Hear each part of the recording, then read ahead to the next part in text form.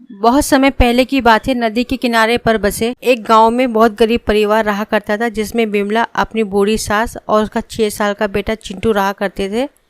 विमला का पति शहर में कोयले की खदान में काम करने गया था, मगर लौटकर नहीं आया। इस घटना से उसकी बूढ़ी सास बीमार रहने लगी, जिससे घर का पूरा बोझ विमला के कंधों पर आ गया था और इस वजह से वो जमींदारों के यहाँ काम करके अपना और अपने परिवार का पेट भरती थी।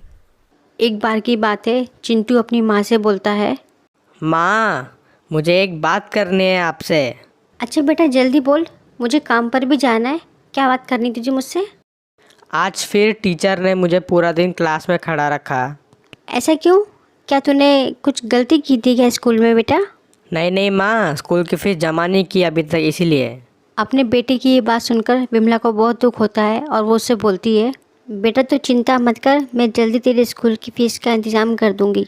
ये कहकर विमला काम के लिए निकल जाती है।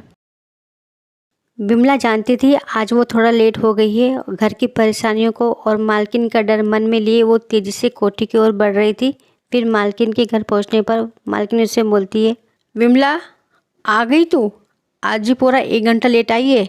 यहाँ घर का सारा काम पड़ा है और रोज़ रोज़ का लेट आना तेरी आदत ही बन गया है। कल से अगर तू लेट आई तो मैं तेरी तनख्वाह से पैसे काट लूँगी। नहीं नहीं मालकिन, ऐसा मत करना, कल से मैं समय पर आऊँगी। ये बोलकर विमला जल्दी जल्दी काम पर लग जाती है।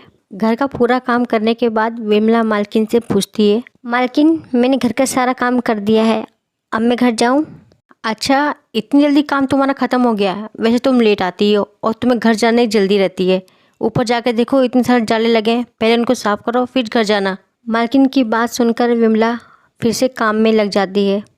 मालकिन मैंने घर का पूरा काम ख़त्म कर लिया है, क्या अब मैं घर जाऊँ? अच्छा ठीक है, जा, कल समय पे आ जाना। फिर विमला तेज़ी से घर की ओर चल देती है और घर में जाकर क्या देखती है कि उसकी सास की तबीयत खराब है। माँ जी, आपको तो बहुत तेज़ बुखार है, मैं अभी आपके लिए दवाई लेकर आती हूँ। कुछ नहीं बहू, हल्का सा बुखार है, ठीक हो जाएगा, तू चिंता मत कर।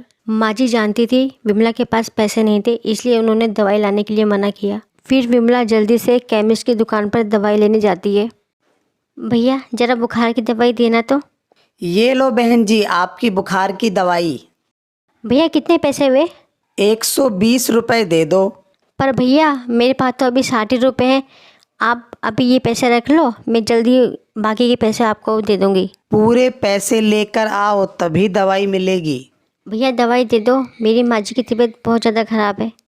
अरे जाओ जाओ, तुम्हारे जैसे यहाँ पर आते ही रहते हैं। पहले पैसे दो फिर दवाई। उसके बाद विमला दुखी मन से अपने घर वापस आ जाती है और विमला को दुखी और परेशान देखकर उसकी सास बोलती है, बहू तुम मेरी चिंता मत कर, हल्का सा बुखार है, मैं जल्दी ठीक हो जाऊंगी। मम्मी, बहुत भूख लगी है, कुछ खाने को दो।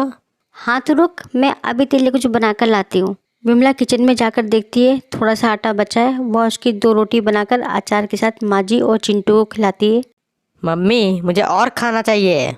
बेटा आज तू इतना खाना खा ले, कल मैं बनिए से राशन लाऊंगी और तुम्हें मैं भरपेट खाना खिलाऊंगी। अगले दिन विमला जल्दी उठकर काम के लिए निकल जाती है और रास्ते में सोचती रहती है कि आज कुछ भी करके मालकिन से थोड़े पैसे ले लूँगी, जिससे माँ जी की दवाई और घर का राशन लेकर आऊँगी।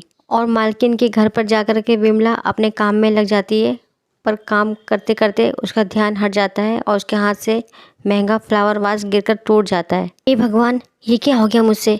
मैंने सोचा था आज मैं पैसे मांग लूँगी, पर इतना बड़ा नुकसान हो गया मुझसे। आवाज़ सुनकर मालकिन विमला के पास जाती है और बोलती है, ये कैसे टूट गया? मालूम है कितना महंगा था, इसको मैं विदेश से लेकर आई थी, अब इसके सारे पैसे तेरी तनख्वाह से कटेंगे। विमला यहाँ वहाँ से पैसों का इंतजाम करने की कोशिश करती है, पर हो नहीं पाता है और अगले दिन वो वापस मालकिन के पास जाती है। अरे विमला, आ गई तू? 2 दिन से कहाँ थी?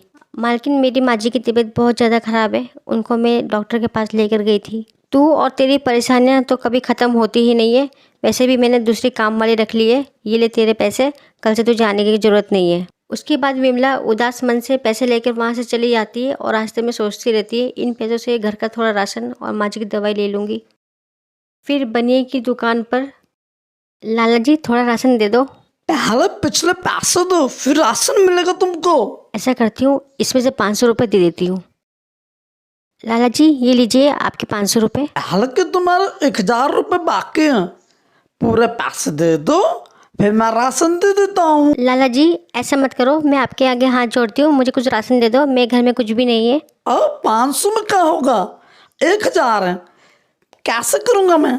पिछली बार भी तुमने पूरे पैसे नहीं दिए थे, अभी भी तुम दे रहे हो तो आधे पैसे दे रही हो। मैं कैसे करूँगा, तुम ही बता दो।